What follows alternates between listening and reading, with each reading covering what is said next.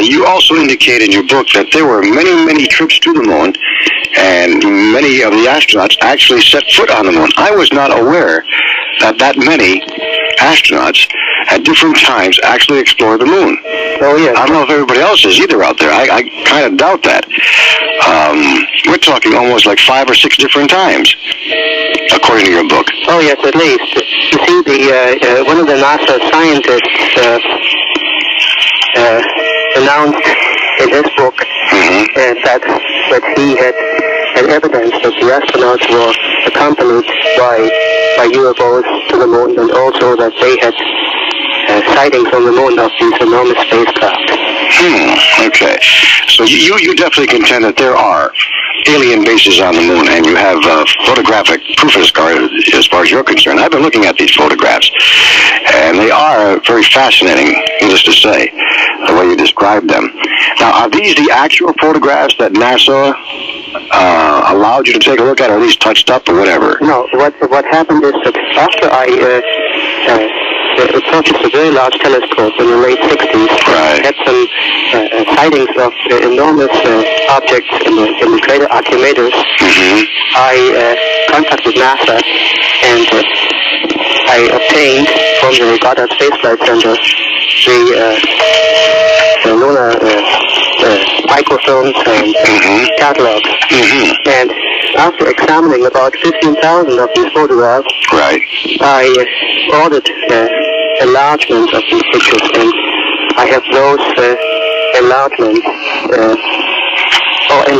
of the enlargements in my book. So these are all the original NASA photos and numbers. All right, Fred, let's see if we have some telephone calls. I know there are some people dying to talk with you, and they're probably trying to get through right now. Let's give the phone numbers out to you folks. If you have any questions for my guest tonight, Fred Steckling, he's written the book, Alien Bases on the Moon. Fascinating book. Our phone numbers locally are 451-5834. From out of state, area code 702-451-5834. And if you've never called before, we have that brand new member line at 702-451-5655. So let's go and see who wants to talk to Fred Steckling tonight. Hi, you're on the Billiken Happening on KVEG with my guest, Fred Steckling. Do you have a question for him? Hello? Yes? Yes, do you have a question for Fred Steckling? Yes. Okay, he's listening. Hi, Brian, how are you? I was wondering if there was any way... Oh, boy, this feels real weird listening to that. Well, don't turn the radio down, Brian. You have to turn the radio down. I guess you haven't been listening. We have a delay system now, so if you try to listen to it, it'll drive you crazy. Yeah. Right. And I was wondering if the pictures he has are somehow related to the book for someone else on the moon. Did you hear that, Fred? If my book is related to someone else's on the moon? Yeah. No, my book is an entire different research, and my material was compiled long before this other book came out. Did you hear that, Brian? Yeah, okay. What about the photos? No, the photos that are published in the other book are not in mine. I have about 120 NASA photos in my book that have never been published before. Okay, where can I get your book at? Well, my book is available from GAF International, P.O. Box 1722, Vista, California, 92083. And the price of the book is $12.95 and $1.50 for postage and handling. Fred, can I ask you to really speak into this, speak up for us tonight? Okay. Yeah, it's very quiet. Okay. All right, and we'll give the address at the end of the hour, or not during the talking, if you don't mind, okay? Okay. Well, all right. Anything else, Brian? No, that's it. Thank you. Thanks for the call, Brian. Bye-bye. All right. You are next. I don't think it's been happening on KVEG with my guest, Fred Steckling. Hello there, Billy, and hello, Fred. Hello. This is Fred. Can you hear me? Yes, I can hear you, but not too loud. Not too loud, but have to yell a little bit louder. Fred, what kind of analysis did you use to find all your findings? I mean, it's unbelievable. A picture is worth 1,000 words. I mean, especially on page 141 with the S's in there on the surface. How did you, what kind of meta-analysis did you use versus NASA and JPL? Well, what I did is I ordered the NASA photos. I examined them very carefully with magnifying glasses. I found these markings and objects on the moon, I enlarged the area and published it in my book. Of course, NASA never acknowledged these findings. They just have kept quiet about it. Now, there's a lot of airbrushing going on too by NASA, right? I mean, there must be individuals that seem to have $1 million equipment. They must see the same thing you are seeing. So I'm sure they're brushing it up or touching it up. Well, it is entirely possible that NASA is doing retouching, but I must say that in my case, over the last 15 years or 20 years, I had excellent cooperation and received all the material that I requested from them. And I feel that I was just lucky to find so many things going on the moon that perhaps were overlooked by NASA because, as you know, they're short of staff, their budget problems, they have hundreds of years of research material that has not been analyzed due to staff shortage and fund shortage, and so I feel that I, in my own little way, perhaps set my hands on some material and help them in some ways to find those things.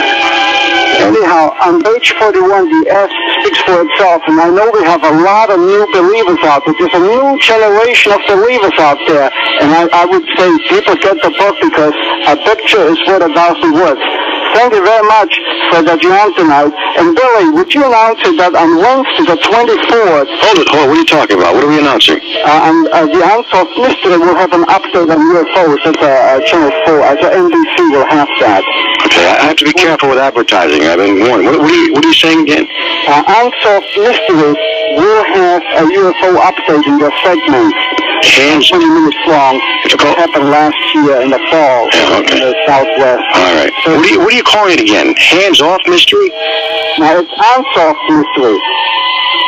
I don't know the word. I'm sorry. Unsolved. Oh, Unsolved Mysteries.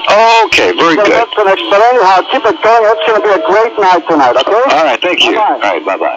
All right.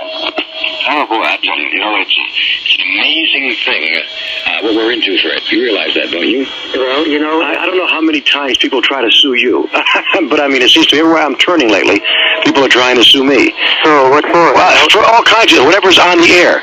That I let it go on the air. I shouldn't let certain things go on the air and all this stuff. People shouldn't have the right to speak, it seems. Well, you see, we are living in a free country, and that's right. And our constitutional rights permit us. That's right. Should look someplace else. I'll tell you something, though, man. Around here, it's getting stranger and stranger. Every day I get a phone call saying, "Hey, someone did this, someone did this, someone did that." It's if I turn to the left, I don't know where to go turn anymore. It's like it's closing in. This happens every once in a while. It closes in on you, and you have to try to veer off somehow. Anyway, Fred Steckling is my guest. If you have a question for him, feel free to give us a call. Let's go to line 9. Hi, you next on Billy Gibbon Happenings on KBEG. Please turn your radio down, and if you have a question for Fred Steckling. Hello? Hi, hold on. Turn off the radio. Please, folks, when you call in, turn your radio off and just listen for the telephone. We really appreciate it. It saves a lot of time. Already now, there's like 20 seconds gone. Hi, Billy? Yeah. Yeah, hi, this is John. I had a few questions for Mr. Steckling. He's right there. Yeah, about these alien bases on the moon. Mm-hmm. Are these subterranean, built inside the bases of the crater? Well, it's possible that they are partially subterranean. But I have seen and collected photographs of objects and of enormous size on the moon, and many, many miles in length that other amateur astronomers and I have sighted and confirmed, because what we do is we call each other and confirm these sightings when we look through the telescope. Yeah. We have seen, and we have seen these objects miles and miles in length, and it can only be of extraterrestrial origin. It's impossible for any earthly nation to even attempt to build such devices. Yeah, I know Bill Cooper had said that there's water and vegetation and an atmosphere. What are your views on that? Well, you see, the Apollo spacecraft, or the Apollo mission, discovered, and perhaps even earlier, that the gravitational attraction of the moon is not really 1/6, but it's much higher. And this was based on findings of the so-called neutral point between the moon and the Earth. And the neutral point, to use the 1/6 rule or the old theories, the neutral point would be about 25,000 miles from the moon. And they found the neutral point around 43,000 miles from the moon. Okay, this means if you calculate this in a computer, this means that 30,000 miles, the neutral point would be 30% gravity, and 35,000 miles, 42% gravity. 40,000 miles, 58% gravity, and 45,000 miles, 77% gravity. That means if the gravitational attraction of the moon is higher, consequently, it can hold water and also hold an atmosphere. And in my book I have photographs to show that there are clouds drifting in the lunar atmosphere, and that would be impossible for clouds to drift there if there wouldn't be something to hold them up, and there has to be an atmosphere there. So would you say that you could breathe the atmosphere without a spacesuit, without any assistance, or? That is something I would not say. Yeah. Because according to my calculations, the atmospheric pressure is about 6 pounds per square inch, about like we have a 25,000 foot mountain. I see. And that is at the so-called lunar sea levels, or down in the valleys and in the crater, on the crater floors. All right, John, thank you for your call. Okay, thank you. We're expecting for sure. All right. So Fred Steckling is my guest. If you have a question for Fred, our phone numbers are 451-5834. From out of state, area code 702-451-5834. If you've never called before, and you're listening to us outside the state of Nevada, and you have a question for Mr. Steckling, I suggest you call area code 702-451-5655. Mr. Steckling, I have to ask you this question. What got you interested in the alien bases of the moon?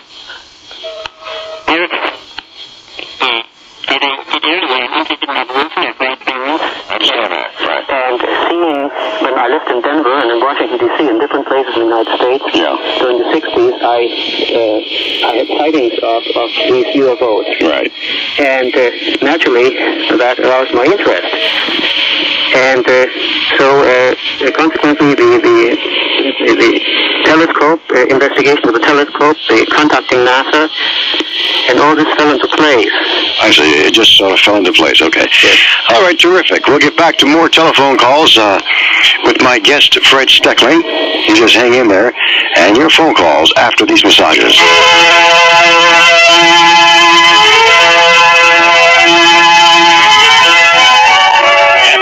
Ready for some more calls? Oh, sure, I am. All right, let's go to line 9. You are next with Fred Steckling on your Billigan Happening on KVEG. Thank you, bud. He's there. Yeah, go right ahead. Hello. Hi, Bill. It's Steve calling. Yes, Steve.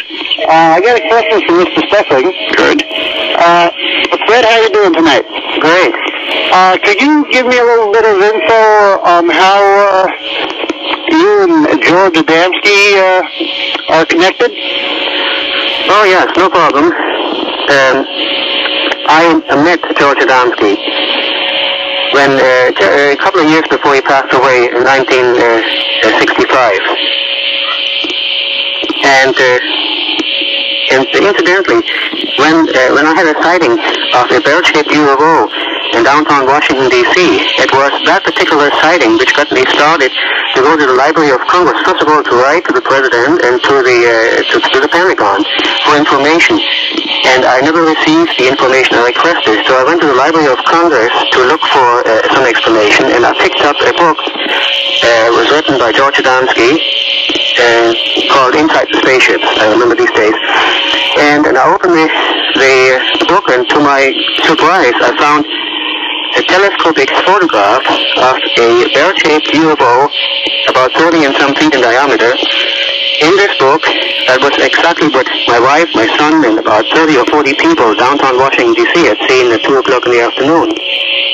And this got me started, so I contacted the man, and I met him. He found it to be very, very interesting. Did you get any pictures from him or any more information from George? What happened is that